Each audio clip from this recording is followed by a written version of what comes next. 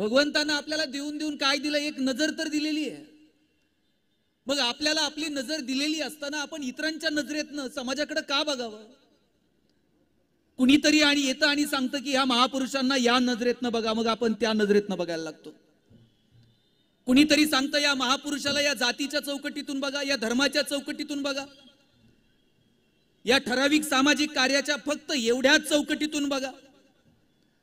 कुणीतरी सांगतं आणि आपण ऐकतो. मला आज या प्रबोधन यात्रेचा समारोप करताना आपल्याला सांगायचंय, आम्ही सांगतो ते तुम्ही ऐकलंच पाहिजे असं नाही.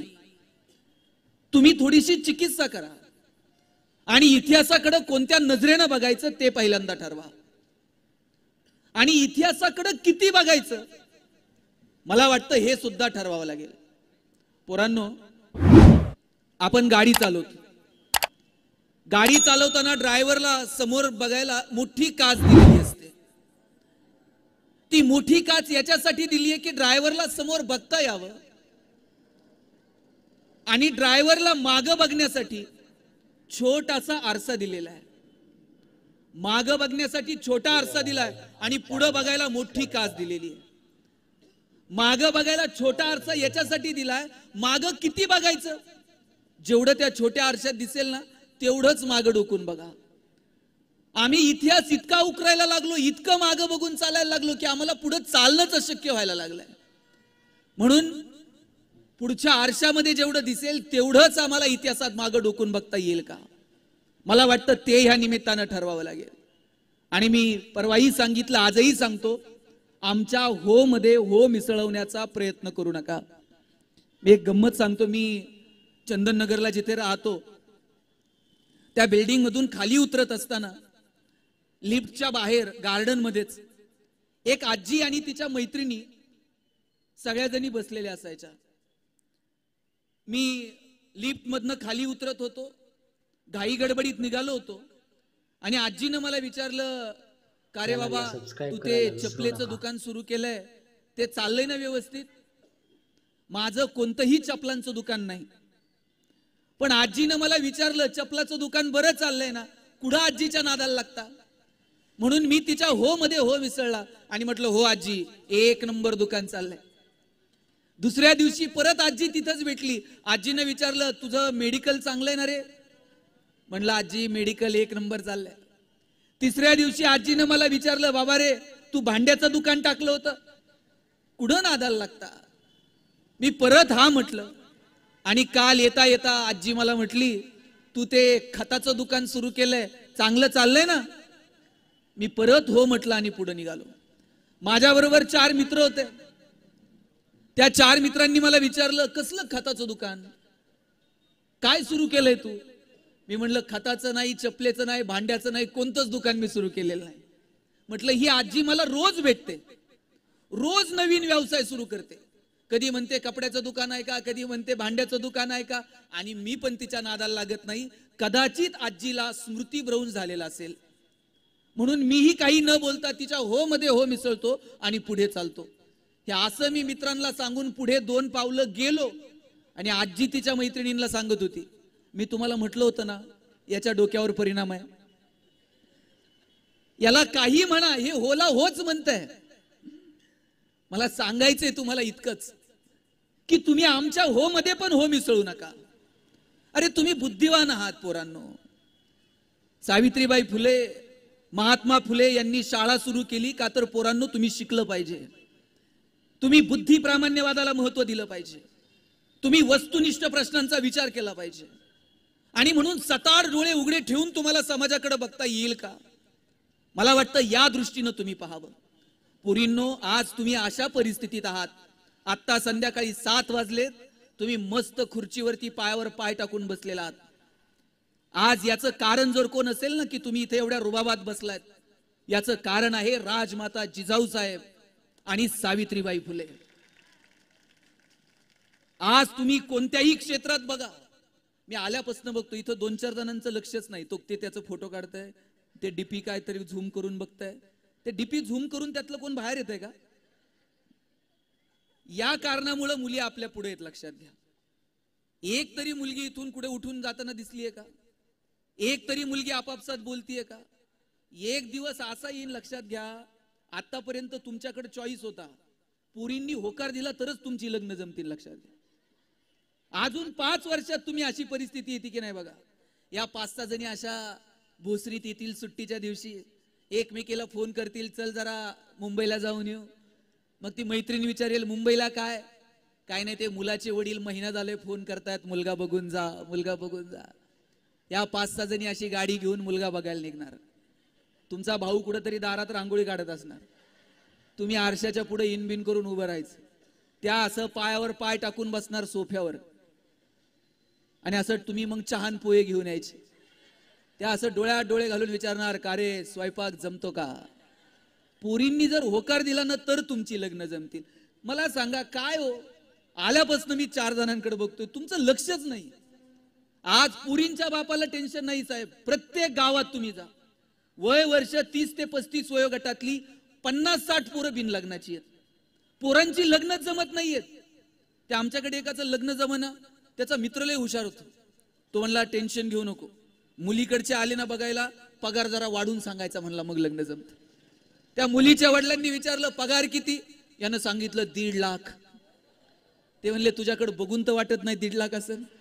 नाही, तो म्हणला तसा फिक्स 1.5 लाख आहे, कटिंग करून 8,000 हातात येतो म्हटलं. तुम्ही किती दिवस फसवणार आहात स्वतःला? बरं काय मला सांगा, आमचा काय स्वार्थ आहे? इथं बसलेल्या सगळ्यांचं करिअर झालेलं आहे. का हा अट्टा असा आहे की तुमच्याशी बोलावं, तुमच्याशी संवाद साधावा?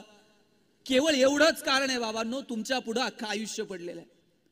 आणि या सगळ्या समाज व्यवस्थेमध्ये वावरताना तुम्हाला आपले महापुरुष कळावेत.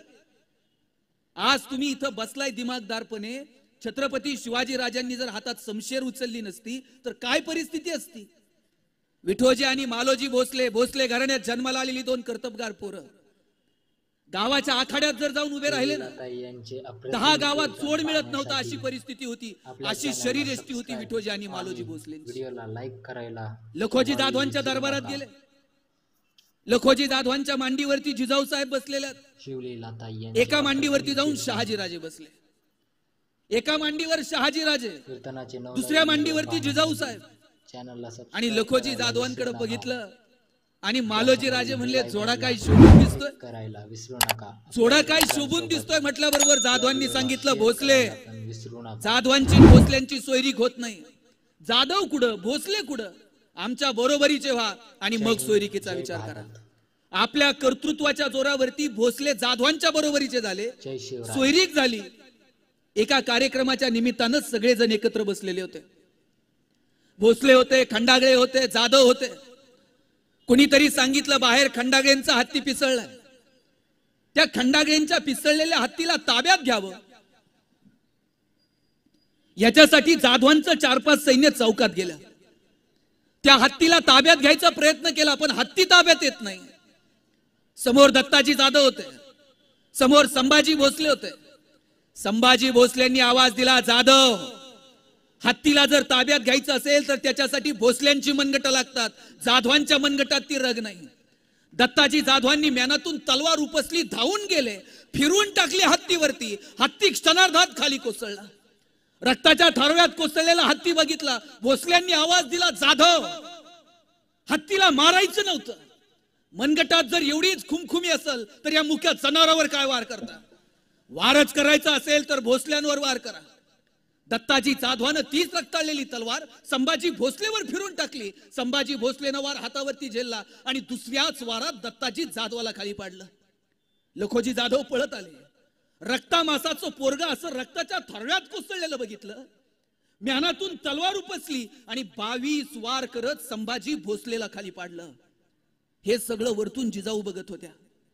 भाऊ आणि दीर रक्ताच्या थारोळ्यात कोसळलेलं वरतून जिजाऊ बघत होत्या. आणि जिजाऊंना हे ठाऊक होतं की आम्ही कुणासाठी एकमेकांच्या विरोधात लढतोय. अरे इकडं सुलतानांचं निशाण फडकत राहणार आणि आम्ही एकमेकांच्या मानेवरती तलवारी चालवणार. हे सगळं दुःख पोरींनो जिजाऊंनी लहानपणापासून पाहिलं.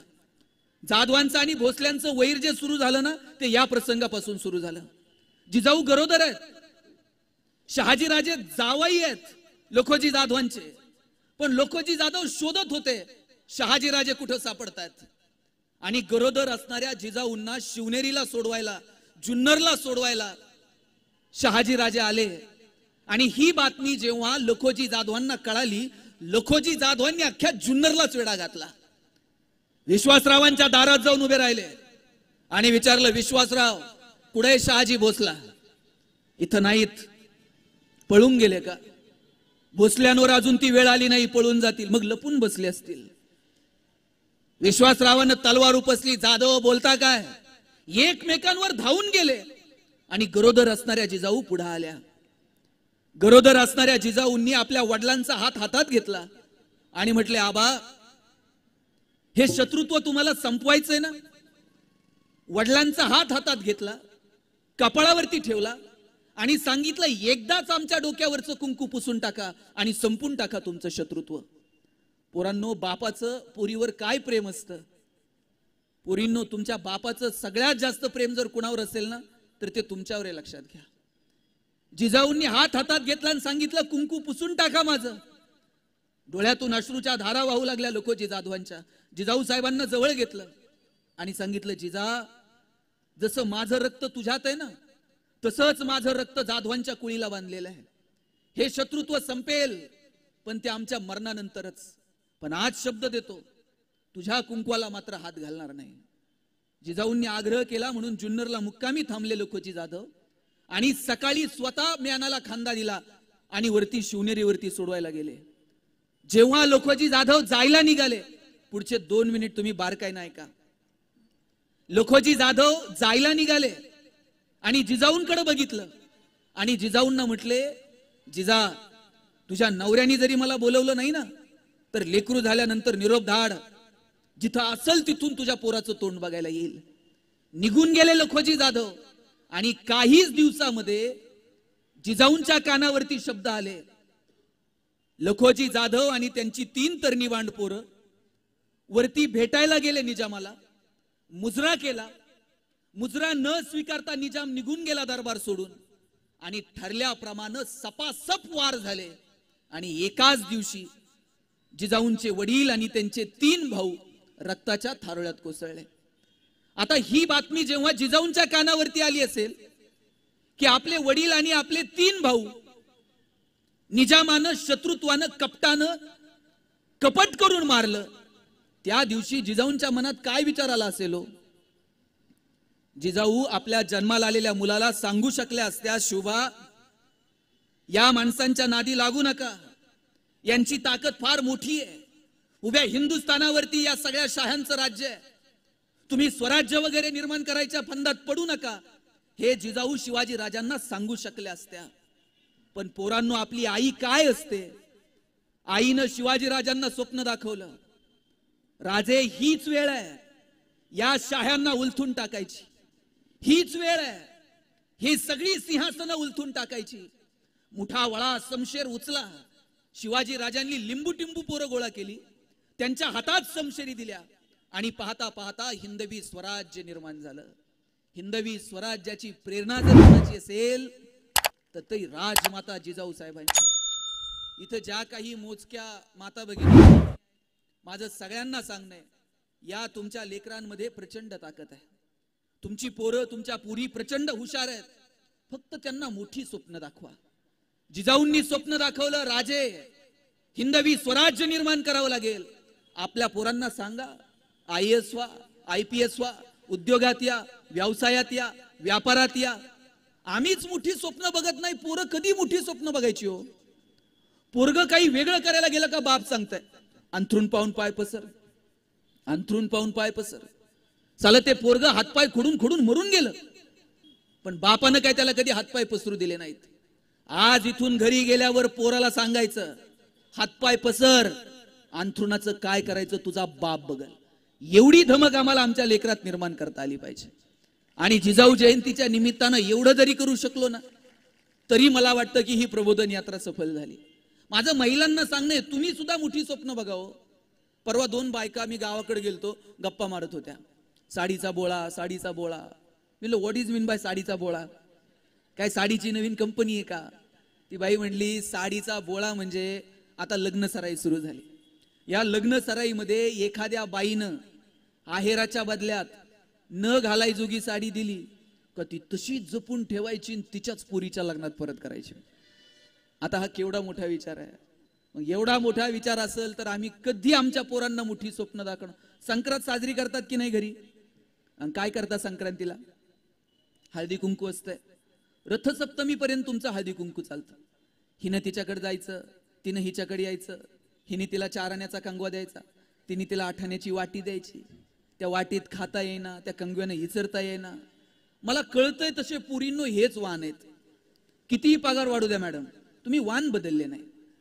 चहाची गाळणी, पावडरचा डबा, त्या चहाच्या गाळणीनं चहा गाळता येईना, पावडरच्या डब्याला बीळ पडना.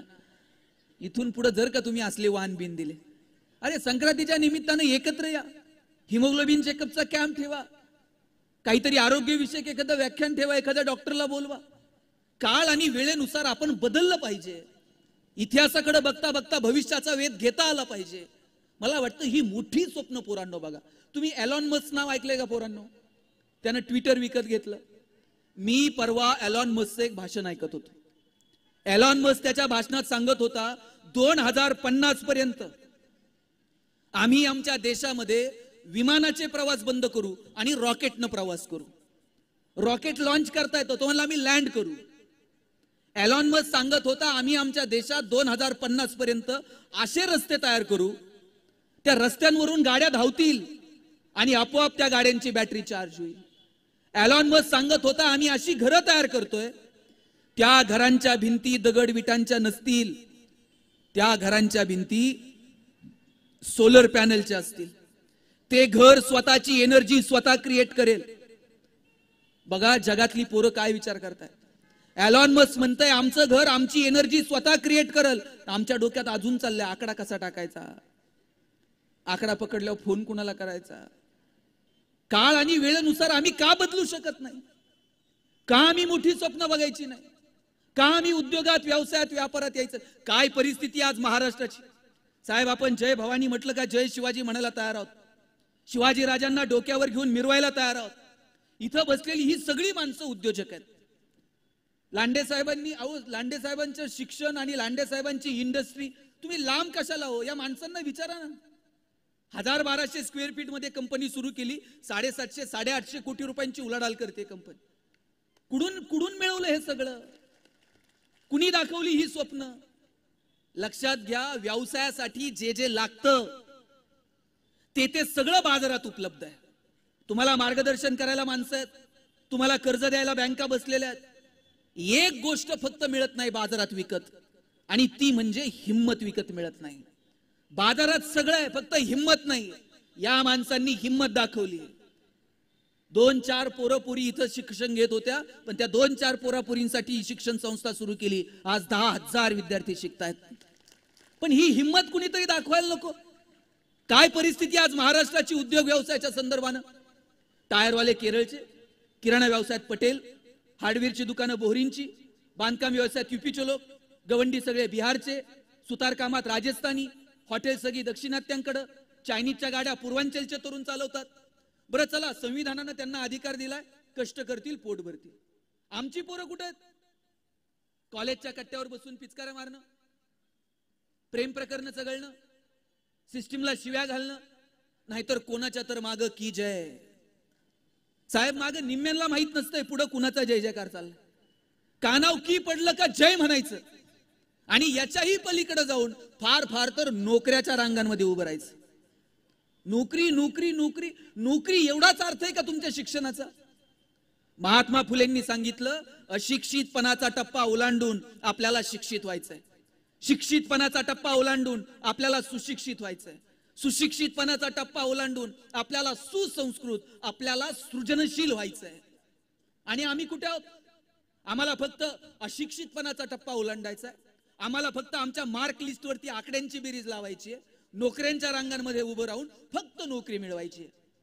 माय बाप हो, शिक्षणानं तुमचा उदरनिर्वाह तर होणार आहेच, पण याच्या पलीकडे जाऊन आपलं ज्ञान समाजाभिमुख असावं, यासाठी आपण काहीतरी योगदान देणार आहोत की नाही?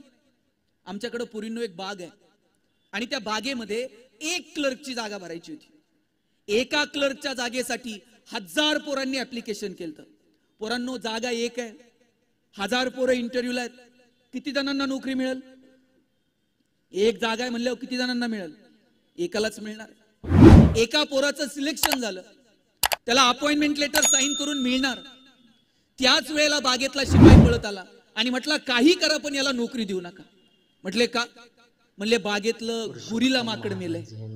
आता गुरीलाच बागेत नाही तर लोक कशी येतील? लोक आली नाही तर पगार करायचा कशातनं? काही करा पण म्हणले नोकरी देऊ नका.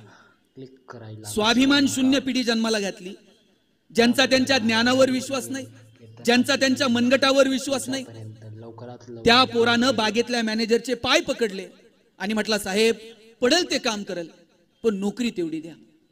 बागेतल्या मॅनेजरनं सांगितलं पाय सोड, तुला नोकरी क्लर्कची देतो, तुला फॅसिलिटीज क्लर्कच्या देतो, पण जोपर्यंत बागेत गोरीला येत नाही तोपर्यंत तुला काम मात्र गोरीलाचं करावं लागेल. पोरगा म्हणला पगार आहे ना? मग गोरीला तर गोरीला. रोज यायचा, गोरीलाचे कपडे घालायचा आणि पिंजऱ्यात जाऊन उभा राहायचा. लोक यायची, शेंगा बिंगा खायला घालायची. म्हणलं मजा आहे, पगार चालू आहे, डेली अलाउन्स पण सुरू आहे. म्हटलं एक दिवशी कॉलेजच्या पोरापुरींची ट्रिप आली आणि त्या पोरापुरींकडे बघून हे जोर जोरात उड्या मारायला लागले आणि उड्या मारता मारता चुकून वाघाच्या पिंजऱ्यात जाऊन पडलं. आता वाघाच्या पिंजऱ्यात पडल्यावर म्हणला नोकरी गेली तरी चालती, जीव वाचला पाहिजे. जीव वाचावा म्हणून हे जोर जोरात ओरडायला लागलं. याच्या आवाजानं झोपलेला वाघ जागा झाला, चवताळून याच्या अंगावर धावून आला आणि हातावर हात ठेवून म्हणला ओरडू नको नाही तर दोघांची नोकरी जाईल. नंतर कळलं गोरिलाच्या भूमिकेत बीएससी झालेलं होतं, वाघाच्या भूमिकेत एमएससी झालेलं होतं. शिक्षणातनं आम्ही स्वाभिमानी होणं अपेक्षित आहे का स्वाभिमान शून्य? थोडी तरी निष्ठा आम्हाला आमच्या देशाविषयी राष्ट्राविषयी वाटली पाहिजे. इथं डॉक्टर अनेक जन्म लिहितील तुमच्यातून. त्याला कळल भोसरीतल्या कोणत्या चौकात जागा घ्यायची, हॉस्पिटल बांधायला किती कर्ज काढायचं, मग कर्जाचे हप्ते फेडता यावेत म्हणून गरज नसताना कसं पेशंटला ऍडमिट करायचं, गरज नसताना कसं सलाईन लावायचं, नॉर्मल डिलिव्हरी असेल तर सिझरिंग कसं करायला लावायचं, त्यात मेहुण्याला कसं, मेहुण्यालाच द्यावं लागतं साहेब मेडिकल, ते अलिखित नियम आहे. आता ते पोरग डी फार्मसीला गेलं आणि लग्न जमलं का ते सांगताय, आता ते मेहुण्यालाच मेडिकल द्यावं लागतंय. हे सगळं कळल हो, पण किती डॉक्टरांना असं वाटेल की अरे मी डॉक्टर आहे, मी काहीतरी ज्ञान संपादित केलंय आणि मग मी प्राथमिक आरोग्य केंद्राला कधीतरी भेट द्यावी, मी कधीतरी YCM ला जावं, तिथल्या डॉक्टरांशी जरा कधीतरी बोलावं, मी कधीतरी ससूनला जावं, सिव्हिलला जावं. का आमचं ज्ञान आम्ही समाजासाठी वापरू शकत नाही?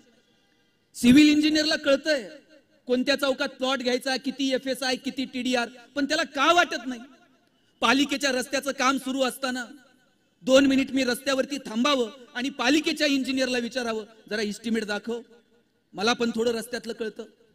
जोपर्यंत पोरांनो आपण समाजाभिमुख वागणार नाहीत, आपलं ज्ञान जोपर्यंत समाजासाठी वापरणार नाहीत, तोपर्यंत ह्या अशाच पाट्या टाकल्या जातील. लाखो लोक रोज जन्माला येतात आणि मरतात, त्यांच्या नावाची नोंद सुद्धा इतिहास ठेवत नाही. आपल्यालाही असंच जन्माला यायचंय आणि असंच मरायचंय का?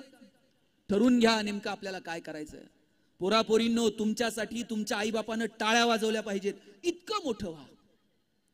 तुमच्याकडे बघून जर तुमच्या आईबापाला शर्मेनं मान खाली घालावी लागत असेल तर याच्यापेक्षा काय दुर्दैव आहे हो? आज जिजाऊंची जयंती साजरी होतीये, लखोजी जाधव जर वरतून बघत असतील तर अभिमानानं म्हणत असतील अरे काय पोरगी जन्माला आली. आज एवढ्या वर्षांनंतर आज माझ्या लेकीची जयंती सगळ्या भारतात साजरी केली आहे. या अभिमानानं आपल्या बापाला सांगता आलं पाहिजे हो. मगाशी मी म्हटलं ना, बापाचं पुरीवर जास्त प्रेम असतं.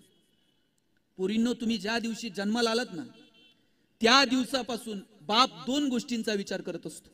एक तुमचं शिक्षण आणि दुसरं तुमचं लग्न.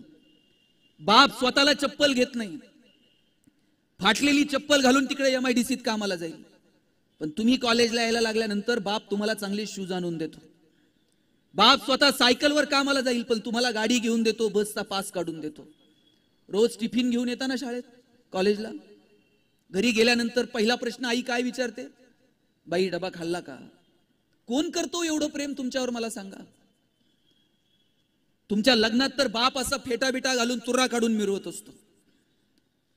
कन्यादान झालं ना, मग जावायच्या हातात हात देतो आणि सांगतो तळ हाताच्या फोडाप्रमाणे जपली जावाय बापू, सांभाळून घ्या.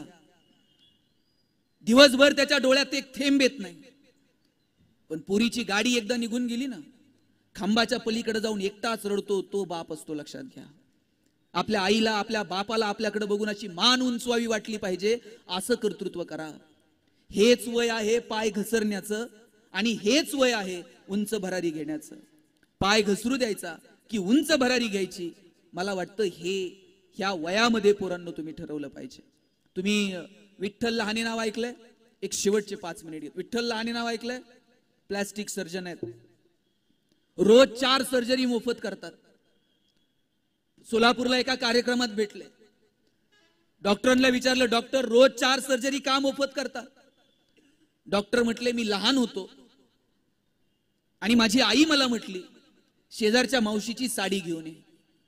मी शेजारच्या मावशीची साडी आणली आणि आईच्या हातात दिली. आईला विचारलं, आई शेजारच्या मावशीची साडी का मागितली? आई म्हटली, लग्नाला घालून जावी अशी एकही साडी माझ्याकडे नव्हती म्हणून शेजारच्या मावशीची मागितली. टचकन डोळ्यात पाणी आलं. आपल्या आईकडे लग्नाला घालून जावी अशी एक साडी नसावी आणि त्या दिवशी ठरवलं एवढं मोठं व्हायचं, आईला रोज नवीन साडी घालता आली पाहिजे. आता मी डॉक्टर झालो, आईला रोज नवीन साडी देऊ शकतो, एवढे पैसे मिळायला लागले. एक दिवशी एक मुलगी बघितली, तिचे ओठ फाटलेले होते, तिचं लग्न जमत नव्हतं, तिच्यासोबत तिचा भाऊ होता. त्याला सांगितलं, या मुलीला उद्या घेऊन हॉस्पिटलला ये, आपण प्लॅस्टिक सर्जरी करू. भाऊ म्हटला, डॉक्टर साहेब आमच्याकडे एवढे पैसे नाहीत, प्लॅस्टिक सर्जरी वगैरे नटनट्यांची कामं, आम्ही कुठून एवढे पैसे आणायचे? डॉक्टरांनी सांगितलं, पैसे नाही लागणार, तुम्ही या, आम्ही सर्जरी करेल. दुसऱ्या दिवशी बाप, भाऊ, आई त्या पुरीला घेऊन आले. सर्जरी झाली, पोरगी गोड दिसायला लागली. 6 महिन्यांनी पुरीचं लग्न जमलं. बाप आणि भाऊ पेढे घेऊन आले. पोरींनो, एका हातात पेढा होता. पेढा देत असताना बापाच्या डोळ्यातलं पाणी बघितलं. डॉक्टर सांगतात, एका हातात पेढा होता आणि दुसऱ्या हातात आयुष्याची सगळी प्रॉपर्टी होती.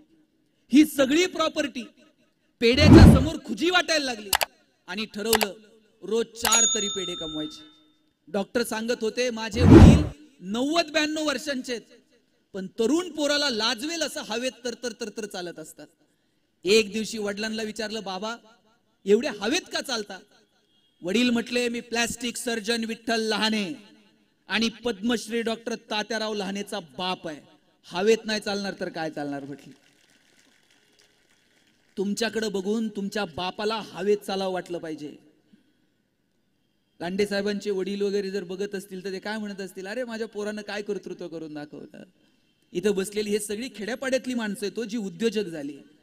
यांच्या आईबापांनी कुठंतरी नगर बिगर पाथर्डी शेवगा इकडून किती कानाकोपऱ्यात आलेली ही सगळी माणसं आहेत, पण आली इथं सेटल झाली, 10x12च्या खोलीत राहिली. आज यांच्या सगळ्यांच्या इंडस्ट्री आहेत स्वतःच्या. आणि हे कशातनं निर्माण केलं हो यांनी? केवळ आणि केवळ जिद्दीच्या जोरावरती हे निर्माण केलं. आणि म्हणून इथं बसलेल्या सगळ्या मुला मुलींना मला सांगायचंय, जिद्द बाळगा, ठरवा तुम्हाला नेमकं काय करायचंय, झोकून द्या तुम्ही तुमच्या स्वप्नांसाठी. अरे दत्ताजी शिंदे म्यानात असे रक्ताच्या थारोळ्यात कोसळलेले होते आणि रक्ताच्या थारोळ्यात कोसळलेल्या दत्ताजी शिंदेच्या मानेवरती तलवार ठेवून विचारलं कुतुबशहानं, क्यों पाटील और लढोगे? आणि त्याही अवस्थेत दत्ताजी शिंदे म्हटले, क्यों नहीं, बचेंगे तो और भी लढेंगे. काय म्हणायचं या ताकदीला? आयुष्यात कितीही संकट येऊ द्यात, पण गर्भगळीत होऊ नका. 1-2 प्रसंग सांगतो आणि थांबतो. मिर्झा राजे सोबत तह झालाय शिवाजी राजांचा. एक किल्ला द्यावा लागला मिर्झा राजेला. 23 किल्ले दिले आणि भेटायला जावं लागलं औरंगजेबाला. जाताना राजे एकटे गेले नाहीत, एवढ्याशा संभाजी राजांना सोबत घेऊन गेले. मला सांगा पोरांनो, औरंगजेबाला भेटायला जाताना राजे संभाजी राजांना घेऊन जातात, मग मधला जो प्रवास आहे त्या मधल्या प्रवासात संभाजी राजांचं आणि शिवाजी राजांचं काही तर बोलणं झालं असेल की नाही? काय बोलले असतील शिवाजी राजे संभाजी राजांना? स्विस बँकेत आपला अकाउंट आहे, पासवर्ड सांगतो, पुण्यात आपले 2 फ्लॅट आहेत. काय बोलले काय असतील? शिवाजी राजांनी सांगितलं असेल, शंभूराजे आतापर्यंत तुम्ही जिंकणं बघितलं, आतापर्यंत तुम्ही यश बघितलं, आयुष्यातला संघर्ष सुद्धा माझ्यासोबत बघा, चला. घेऊन गेले. तिथं गेल्यानंतर औरंगजेबानं संभाजी राजांना एक हत्ती भेट म्हणून दिला. आणि थोडीशी गंमत करावी म्हणून दिलेर खान म्हटला, शंभू राजे आप इतने छोटे हो और हाथी इतना बड़ा है, इस हाथी को आप महाराष्ट्र में कैसे ले जाओगे? एवढा एवढासा संभाजी राजा दिलेर खानाच्या डोळ्यात डोळे घालून सांगतो, ये तो जानवर है, बैठ कर जाएंगे, नहीं आया तो खींच कर ले जाएंगे, लेकिन हमारे आबा साहब ने जो आपको किले दिए हैं वो तो अभी महाराष्ट्र में है, उन्हें आप आगरा कैसे ले आओगे? एवढा एवढासा संभाजी राजा, पण माहित होता आता तहात दिलेत आणि गेल्यावर घेऊ की परत एक एक. अरे लढणं काय असतं, पेटून उठणं काय असतं, हे या महाराष्ट्राच्या मातीकडनं जगानं शिकावं. आणि आम्ही छोट्या छोट्या संकटांनी गर्भगळीत होऊन जातो. एखादा विषय गेला आत्महत्या, एखादं पीक नाही सापडलं आत्महत्या, उद्योग व्यवसायात अपयश आलं आत्महत्या, व्हॅलेंटाईनला कोण नाही म्हणलं, पानचट आणि पाचगळ कारणांसाठी तुम्ही आत्महत्या करायला लागला. अरे ज्या वेळेस आत्महत्येचा प्रसंग डोळ्यासमोर येईल त्यावेळेस राजमाता जिजाऊ, शहाजीराजे, शिवाजीराजे, संभाजीराजांचा दैदिप्यमान इतिहास डोळ्यासमोर आणा. पन्हाळ्याच्या वेड्यातून सुटायचं होतं, नेताजी पालकर फार विजापूरला धडक मारून आले होते, शाहिस्त खान पुण्यात येऊन ठेपलेला होता, जिजाऊ साहेब स्वतः शाहिस्त खानाचा बंदोबस्त लावण्याची युक्ती करत होत्या आणि पन्हाळ्याच्या वेड्यातून राजांना सुटता येईना त्यावेळेला जिजाऊ स्वतः घोड्यावरती बसतात, हातात शमशेर घेतात आणि सांगतात मी जाईल माझ्या राजाला सोडवायला. काय म्हणायचो आऊसाहेबांना? ही जिद्द आणि ही प्रेरणा पोरांनो असली पाहिजे. पन्हाळ्याच्या वेड्यातून सुटायचं, नावी समाजात जन्माला आलेला पोरगा शिवा काशीद काय म्हटला राजांना? राज तुम्ही निघा, शिवाजी मी शिवाजी बनून जाईल परकीयांच्या गोटात. मला सांगा, शिवा काशीदला माहित नव्हतं काही वेळात आपण ओळखले जाऊ, ओळखल्यानंतर मारले जाऊ, ओळखल्यानंतर काय होतो? थेट मृत्यूच होता. शिवा काशीदला माहित नव्हतं का थेट मृत्यूच आहे? का शिवा काशीद म्हटला ओळखलं ना मग बघू, कोर्टात जाऊ, चांगला वकील जाऊ, हायकोर्टात जाऊ, सुप्रीम कोर्टात जाऊ. माहित होतं मृत्यू आहे. गेला, पकडला गेला, पकडल्या गेल्यावर सपासप वार झाले, पण मरताना शिवा काशीद म्हटला अरे जन्माला शिवा न्हावी म्हणून जन्माला आलो, पण मरताना मात्र शिवाजी महाराज बनून मरतोय. काय म्हणायचं या मृत्यूला?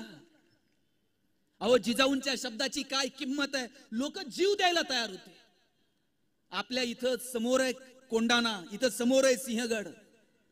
कित्येक वेळा आपण सिंहगडाला गेलो असू, तिथल्या भिंतीवरती नाव बिवो कोरायला, तिथं जाऊन मटक्यातलं दही भाकरी खाल्ली असेल.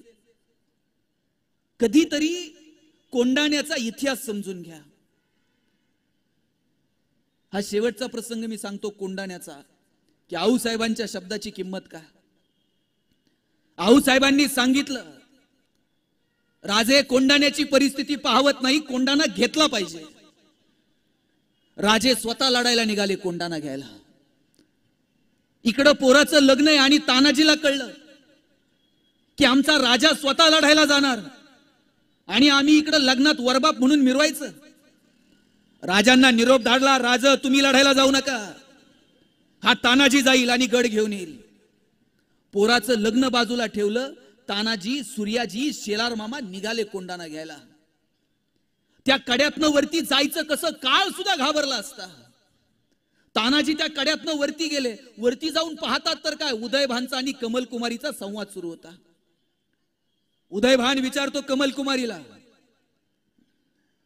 द्रौपदीच्या रक्षणासाठी कृष्ण आलता, तुझ्या रक्षणासाठी कोण येईल? तुझ्या रक्षणासाठी कोण म्हटल्याबरोबर तानाजी पुढे ठाकला. तानाजी म्हटला द्रौपदीच्या रक्षणासाठी कृष्ण आलता, हिच्या रक्षणासाठी तुझा बाप समोर उभा आहे. तानाजीला समोर बघितलं, तानाजी या कड्यातनं आला. उदयभाननं तलवार खाली ठेवली, तानाजी गड दिला, आम्ही तुमचे सेवक. तानाजीने सांगितलं तलवार उचल, एखाद्या कुत्र्याच्या समोर तुकडा टाकावा आणि त्या तुकड्याच्या भोवती लोंडा घोळावा. ती अवलाद मराठ्यांची नाही, जगणार तर भगव्यासाठी आणि मरणार सुद्धा भगव्यासाठी. चल शमशेर उचल. शमशेर उचलली उदयभान. दोघांमध्ये युद्ध सुरू झालं. उदयभान म्हणजे 24-25 वर्षाचं पोरग आहे. हातात पहार घेतली तरी पहारीचा 4चा आकडा करायचा उदयभान. तानाजी आणि उदयभानचं युद्ध सुरू झालं. एक वार हातावरती पडला, तानाजीचा हात निखळला. एका हातानं तानाजी लढत होता, तानाजी खाली पडला. खाली पडलेल्या तानाजीला लात मारून उदयभान निघाला आणि 80 वर्षाच्या म्हाताऱ्यानं आवाज दिला, माझ्या तानाला लात मारून चालला. अरे मनगटात जर एवढीच रग असेल तर या शेलार मामावर वार कर. 30 रक्ताळलेली तलवार उदयभाननं शेलार मामावर फिरून टाकली. शेलार मामानं वार हातावरती झेलला. दुसऱ्याच वारात उदयभानला खाली पाडलं आणि उदयभानच्या छाताडावर बसून कुठल्या बिछव्यानं नाही, कुठल्या तलवारीनं नाही, कुठल्या शस्त्रानं नाही, 80 वर्षाच्या म्हाताऱ्यानं स्वतःच्या दातानं त्याच्या नरडीचा घोट घेतला. अरे 80 वर्षाच्या म्हाताऱ्यात ही ताकद येते कुठून? ही ताकद होती शिवाजी राजांची. नेत्यासाठी कार्यकर्त्यांना लढणं आम्ही समजू शकतो, पण नेत्यासाठी कार्यकर्ता मावळा मरायला तयार आहे. इतिहासातलं एकमेव उदाहरण आहे छत्रपती शिवाजी. अरे काय काय लढली माणसं, काय बेभान होऊन लढली. बाजीप्रभूला ठाऊक नव्हतं आपण खिंडीत आहोत. खिंडीत उभा टाकला बाजी. जोपर्यंत राजे पोहोचत नाही तोपर्यंत श्वास सोडायचा सुद्धा अधिकार मला नाही. आणि लढत राहिला बाजी. जेव्हा कानेवरती तोफांचा आवाज आला तेव्हा म्हटले, राजे गडावर पोहोचले, आता सुखानं मरतो. काय म्हणायचं या मित्रत्वाला?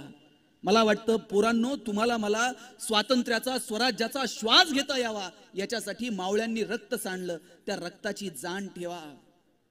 आता तुम्हाला लढायचं नाही, पण ही माती घाण करू नका.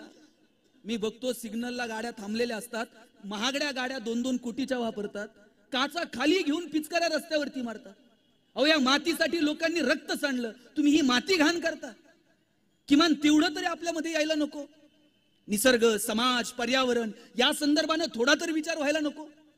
अहो शिवाजी महाराजांनी शेतकऱ्यांना पत्र लिहिलीत की बाबांनो, रात्री झोपताना दिवा विझून झोपा. एखादा उंदीर येईल, वात पकडेल, पळत सुटेल, गवताची काडी पेट घेईल, पाहता पाहता अख्खी गंज पेट घेईल. शिवाजी महाराज पत्र लिहितात सैन्याला, शेतकऱ्याच्या भाजीच्या देठाला जरी हात लावला तर मुसक्या बांधून दरबारात हजर करा. स्त्रियांकडे जर वरती कुणी डोळे करून बघितलं तर त्याचे डोळे काढा. अहो रांझ्याच्या पाटलानं पुरीवर अत्याचार केला. राजांनी निरोप दिला सवंगड्यांना, जा आणि पाटलाला घेऊन या. 2 जण गेले आणि पाटलाला सांगितलं, पाटील शिवाजी राजानं बोलवलंय. पाटील म्हणला, शिवाजी राजा? कधीपासून? शिवाजी नावानं राजा आहे, आम्ही जन्मानं राजा आहोत. जा सांगा शिवाजीला. पाटील येत नाही. येऊन सांगितलं. राजा पाटील गुरमीत बोलतो, येत नाही. राजे म्हणले, कमरची तलवार काय नुसती शोभेची आहे, काढायची की आणि यायचा घेऊन पाटील. 50-50 मावळा गेला, मुसक्या बांधूनच दरबारात हजर केला. गयावया करायला लागला पाटील. तेव्हा शिवाजी राजे म्हटले, ती पोरगी जेव्हा किंचाळत होती, ती पोरगी जेव्हा ओरडत होती, तेव्हा तुझं पाटील की कुठं गेलती? याचे डोळे काढा, याचे हात तोडा, याचे पाय काढा आणि गाढवावर बसून पाठवाला. पाटील आहे, रुबाबात गेला पाहिजे म्हणले गाढवावर बसून. अरे ही न्याय व्यवस्था होती शिवाजी राजांची. पोरांनो, पोरींकडे पाहताना सुद्धा आमची नजर कशी असावी हे शिवाजी राजांकडनं बघावं. सावित्रीबाई देसाई तिकडे कर्नाटकची गडी लढवली. पराजित झालेल्या सावित्रीबाई पोराला हातात घेऊन राजांच्या समोर आल्या आणि माफी मागितली. राज, मला काय शासन द्यायचंय ते द्या, माझ्या लेकराला माफी द्या. राजे सिंहासनावरून उठले, पोराला हातात घेतलं आणि सांगितलं, सावित्री, हे पोरग म्हणजे माझा भाचा आहे, तू माझी बहीण आहेस. जिकरीनं लढली, गडी तुला परत केली आणि या लेकराच्या दही भातासाठी आजूबाजूची 10 गावं दिली. अरे हे आम्ही शिवचरित्रातनं शिकावं. लांडेवाडीच्या चौकात जर तुम्ही 10-5 टाळके उभे असले आणि तुमच्या वर्गातल्या 2 पोरी जर इथून चालताना दिसल्या, तुमच्या पोरींनी जर तुमच्याकडे बघितलं तर त्यांना वाटलं पाहिजे, माझ्या वर्गातली पोरं आहेत, इथं मी सुरक्षित आहे. बसमधून येताना तुमच्या वर्गातल्या मुलींनी तुमच्याकडे बघितलं तर त्यांना वाटलं पाहिजे, माझ्या वर्गातली, माझ्या कॉलेजमधली पोरं आहेत, इथं मी सुरक्षित आहे. ही सुरक्षिततेची भावना जर तरुण म्हणून तुम्ही तुमच्या कॉलेजच्या तरुणींमध्ये निर्माण करू शकलात तरच तुम्हाला जय भवानी आणि जय शिवाजी म्हणायचा अधिकार आहे, अन्यथा नाही, हे लक्षात ठेवा. म्हणून स्त्रियांचा सन्मान करा, महिलांचा सन्मान करा, मस्त आनंदाने जगा. जाताना इतकंच सांगतो, शिवाजी राजांनी जे पेरलं ते उगवावं, ते बहरावं असं जर वाटत असेल तर त्यासाठी तरुण म्हणून आपण सगळ्यांनी एकत्र येऊन काम करणं गरजेचं आहे. हिरोजी इंदलकरचं उदाहरण मगाशी गावडे सरांनी दिलं. रायगड बांधून पूर्ण झाला आणि हिरोजी दगड घेऊन गेले राजांकडे आणि राजांना म्हटले, राज, हा दगड गडाच्या शेवटच्या पायरीला लावायची परवानगी द्या. राजे म्हणले, हिरोजी तुम्ही बांधला गड, शेवटच्या पायरीला काय, वर लावा की कुठं तरी. नाही म्हटले, याच्यावर मी माझं नाव टाकलंय, त्याच्यावर लिहिलं होतं सेवेच्या ठाई तत्पर हिरोजी इंदोलकर. राजांनी सांगितलं शेवटच्या पायरीला का? हिरोजी म्हटले राज, ज्या ज्या वेळेस तुम्ही गडावर याल त्या त्या वेळेस तुमच्या पायाची धूळ फक्त आमच्या मस्तकाला लागली पाहिजे, म्हणून शेवटच्या पायरीला दगड लावायचे. काय निष्ठा आहे हो ही. मला वाटतं ही निष्ठा आपल्यामध्ये असली पाहिजे. त्यासाठी म्हणून काम करा. आणि पोरांनो, कुणाच्याही पोटी चांगली पोरं जन्माला येत नाहीत. संभाजीराजे जन्माला येतात शिवरायांच्याच पोटी. एका राजाचा पोरगा आहे संभाजी. 13 प्रकारच्या वेगवेगळ्या भाषा संभाजीराजे बोलतात. मैदान तर गाजवलंच, एकही लढाई हरले नाहीत. पण नीतिशास्त्र, न्यायशास्त्र, धर्मशास्त्र, बुधभूषण नावाचा संस्कृत ग्रंथ संभाजीराजे लिहितात. काय लढले संभाजीराजे हो. ज्या संभाजीराजांनी आयुष्यभर या डोक्यावरती सह्याद्रीचा मुकुट बाळगला, त्याच संभाजीराजाच्या डोक्यामध्ये विदूषकाची टोपी घातली, पण आमच्या राजानं मान झुकवली नाही. ज्या संभाजीराजांच्या कानाने आयुष्यभर या सह्याद्रीचं संगीत ऐकलं, त्याच संभाजीराजाच्या कानात तप्त शीस ओतलं गेलं, पण राजानं मान झुकवली नाही. ज्या संभाजीराजाच्या डोळ्यानं आयुष्यभर या सह्याद्रीचं सौंदर्य बघितलं, त्याच संभाजीराजाच्या डोळ्यात तप्त साळ्यात सर्र आवाज करत आत घुसल्या, डोळे घेऊन मागे पडल्या, पण राजा मान झुकवत नाही. संभाजीराजे औरंगजेबाच्या समोर उभे आहेत आणि औरंगजेब विचारतो, शंभूराजे हार कुणाची जीत कुणाची? आणि त्याही अवस्थेत संभाजीराजे सांगतात, हार कुणाची जीत कुणाची? आमच्या हातातल्या बेड्या काढ. ज्या क्षणाला आमच्या हातातल्या बेड्या काढशील, ज्या क्षणाला आमचे साखळदंड तोडशील, त्या क्षणाला संभाजी तोंडानं सांगणार नाही कुणाची हार आणि कुणाची जीत. संभाजीच्या हातातली समशेर सांगेल कुणाची हार कुणाची जीत. घरी गेल्यानंतर औरंगजेबानं डोळ्यात पाणी आणून सांगितलं बायकोला, कितना खुशकिस्मत है ये शिवा, जिसने ऐसी औलाद पैदा की. मेरी 4 औलादे लेकिन सब गधों की फौज. कुणाच्याही पोटी चांगली पोरं जन्माला येत नाहीत. आपल्या पोटी जर चांगली पोरं जन्माला यावी असं वाटत असेल तर या पोरांना विचार द्या, संस्कार द्या, यांच्या बरोबर बोला, संवाद साधा. आपण मोबाईल हातात देऊन टाकलेत आणि मोकळे झाले. मोबाईल वाईट आहे या मताचा मी नाही, पण तासन तास किती अतिरेकी वापर. या पोरांच्या हातात पुस्तकं द्या, त्यांना निसर्ग, पर्यावरण, वातावरण, हवामान, समाज, अर्थकारण, राजकारण, इतिहास, समाजशास्त्र सांगा. तर आणि तर येणाऱ्या काळामध्ये आम्ही समृद्ध असा भारत घडवू शकू. 1 जानेवारी ते 12 जानेवारी लांडे साहेबांचा आग्रह होता की महाराष्ट्राच्या कानाकोपऱ्यात जाऊ, तरुणांसोबत बोलू. हजारो तरुणांपर्यंत जाण्याचा प्रयत्न केला. काल मंगळवेढ्यामध्ये जवळजवळ 2000 महिला कार्यक्रमाला उपस्थित होत्या. आणि विशेषतः आम्हाला सांगायचंय, पालघर, ठाणे, वाड्या पाड्यावर आम्ही फिरलो. साहेब, आजही पालघर मधल्या महिला दिवस रात्र कष्ट करतात. त्यांच्या घरांमध्ये नाचणीची अशा गोण्याच्या गोण्या भरून ठेवलेल्या आहेत. त्या महिलांना विचारलं, तुम्ही विकत का नाही? ते म्हणले, विकायची कशी, ही लक्ष्मी आमची. अजूनही त्यांना समजलेलं नाही की हे विकूनच लक्ष्मी येणार आहे. आजही खेड्यापाड्यात, ग्रामीण भागात प्रचंड आर्थिक आणि सामाजिक दरी आहे. पोरापोरींनो, ही आर्थिक सामाजिक दरी जर आम्हाला दूर करायची असेल तर आम्हाला थोड्याशा भाया सारून पुढे यावं लागेल. आणि आम्हाला हातात पेन घ्यावं लागेल, आम्हाला पुस्तक घ्यावं लागेल. केवळ आणि केवळ शिक्षणाच्या माध्यमातून आपण आपली सामाजिक आणि आर्थिक परिस्थिती बदलू शकतो. याचं भान ठेवा, शिका, समृद्ध व्हा आणि शिवाजी संभाजी राजांचा, राजमाता जिजाऊंचा विचार पुढे घेऊन जाण्याचा प्रयत्न करा. तुम्ही शिवाजी राजांचा फोटो बघा, एका हातात तलवार असते आणि पाठीवरती ढाल असते. तुम्ही इतर राजांचे फोटो बघा, एका हातात तलवार असते आणि दुसऱ्या हातात ढाल असते. मी माझ्या सरांना विचारलं, सर शिवाजी राजांच्या कायम पाठीवर ढाल का? सर म्हटले, राजा एकमेव राजा आहे शिवाजी ज्यांच्याकडे दूरदृष्टी होती. शिवाजी राजांनी पाठीवर ढाल घेतली कारण त्यांना ठाऊक होतं 300 वर्षांनंतर पुढून वार करणारी अवलाद जन्माला येणार नाही. कोण तर असं जन्माला येईल जे आमच्या पाठीवरती वार करेल. त्या पाठीवरच्या वाराने माझा मावळा घायाळ होऊ नये म्हणून शिवाजी राजांनी पाठीवरती ढाल घेतली. आता तीच विचारांची आणि संस्कारांची ढाल पाठीवरती घेऊन आपल्याला पुढे चालायचं आहे. या मार्गामध्ये राजमाता जिजाऊ शिक्षण प्रसारक मंडळ सदैव तुमच्या सोबत राहील. खेड्यापाड्यातल्या, ग्रामीण भागातल्या, शहरातल्या सगळ्या मुलामुलींना पुढे घेऊन जात त्यांच्या प्रती चांगलं, उत्तम, दर्जेदार शिक्षण मिळावं आणि त्यांचं व्यक्तिमत्व घडावं, यासाठी कायम हे शिक्षण प्रसारक मंडळ काम करत राहील. अशी ग्वाही देतो.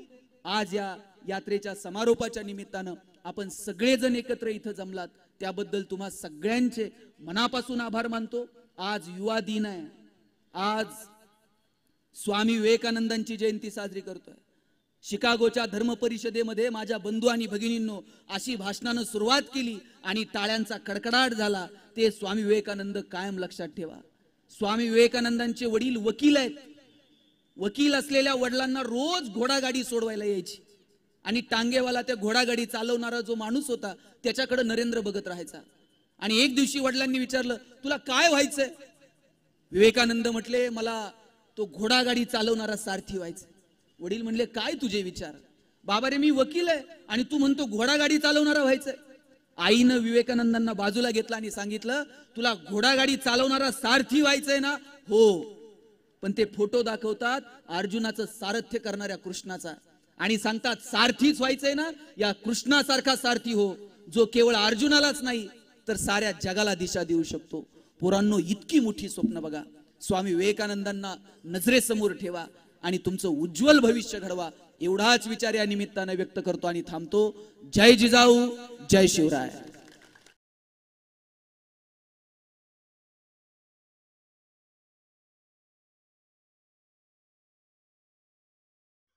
इंदुरेकर महाराज कीर्तन, आपले कीर्तन, इंदुरेकर महाराजांचे कीर्तन.